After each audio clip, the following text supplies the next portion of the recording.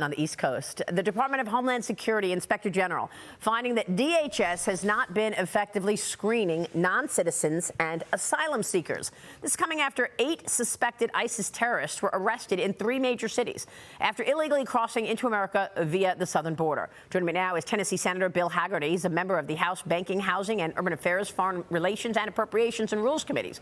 Senator, it's good to see you this morning. Thanks so much for joining me. It's good to be with you, Maria. Yeah, I want to get your take on where we stand. You're hearing Christopher Wray tell us every week, it feels like, that we are watching an open border that is putting America in jeopardy. We've got now these 8 people that were just arrested because there was a sting operation that they were heard talking about bombs. And I want to get your take on where we stand with this open border. Should we be worried about a potential terrorist attack on America?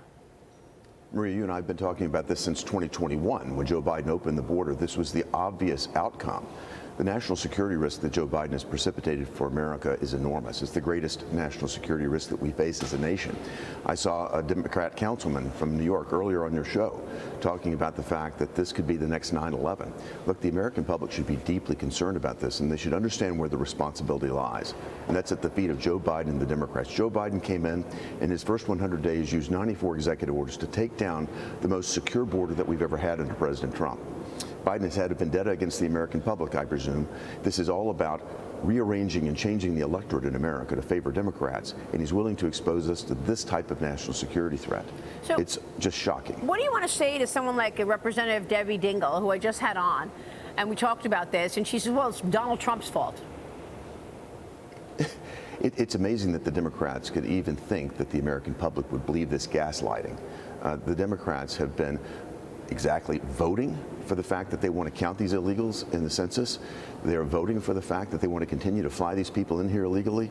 They support the use of the CBP One app. These 8 terrorists, some of them even use that application, use that app on their phones to come in and get the Biden administration concierge service to deliver them right into America here.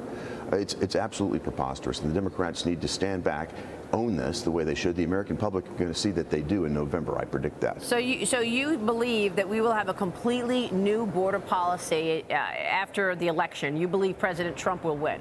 Is that what you're saying? I'm certain of that, Maria. Okay. The momentum is behind President Trump right now. I think this is one of the major issues that face the American public. It's our safety. It's our national security.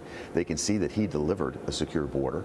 They see the crime in our cities right now. They see this type of threat with these 8 terrorists coming here.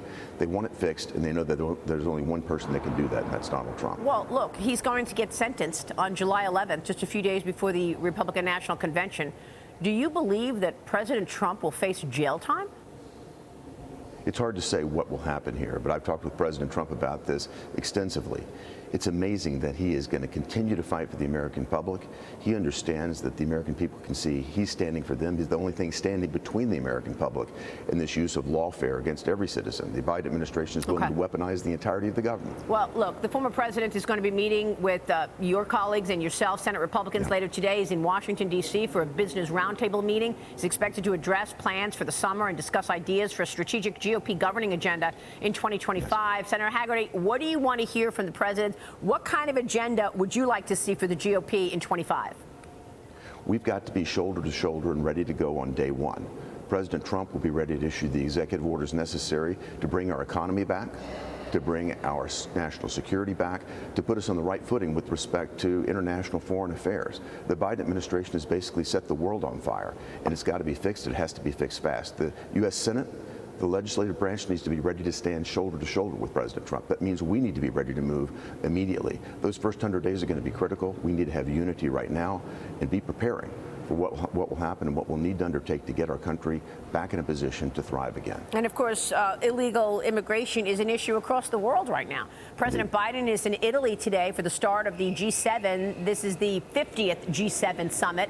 The alliance reportedly expected to make a statement calling on China to stop helping Russia's war in Ukraine.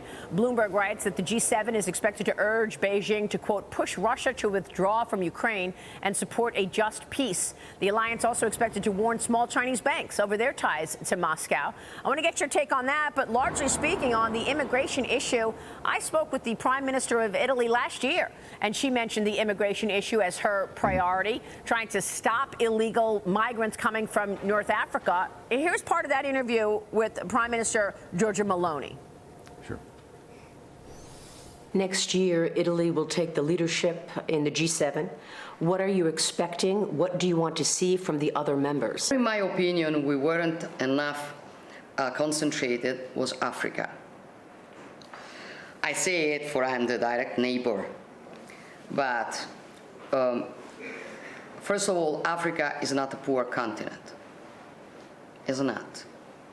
It is a continent that has many, many resources. Moreover, rare earth, metals, raw materials, 50% of arable lands. We're not taking care of that. And with regard to Africa, the issue of China comes up. Yeah. And I want to ask you about that.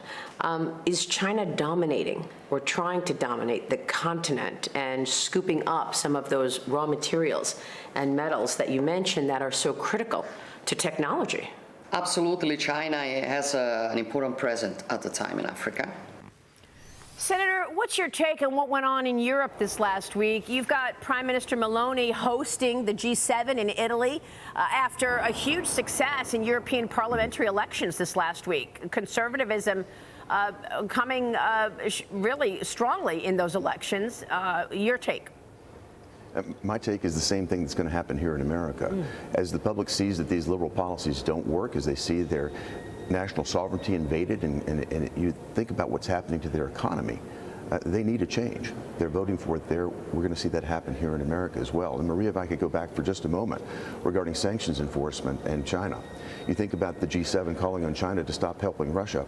When President Trump was in office, we had a Treasury Department and a Treasury Secretary that would enforce the sanctions. I had Janet Yellen in front of me last week. She talked about issuing sanctions against China, but they failed completely because you have to enforce the sanctions. And this administration will not do so. We have to get back into the enforcement business again. It's hard work. They're not willing to do it. President Trump's administration is going to be, I think, first and foremost focused on enforcing the sanctions and stopping the flow of funds to Russia, to Iran, and to other terrorist teams. Why do you think they are unwilling to put the sanctions in place? Well, if you look at what's happened with Iran, as soon as the Biden administration came into office, they removed the maximum pressure campaign. The sanctions are still in place. They just stopped enforcing them. That's enabled terrorism to break out in the Middle East. We're now at war in the Middle East, thanks to the fact that we're not enforcing the sanctions. That type of behavior could be stopped immediately if we would just enforce the law in the books. No, it's great to see you this morning, Senator. We'll be watching your work. Thanks so much for joining me this morning.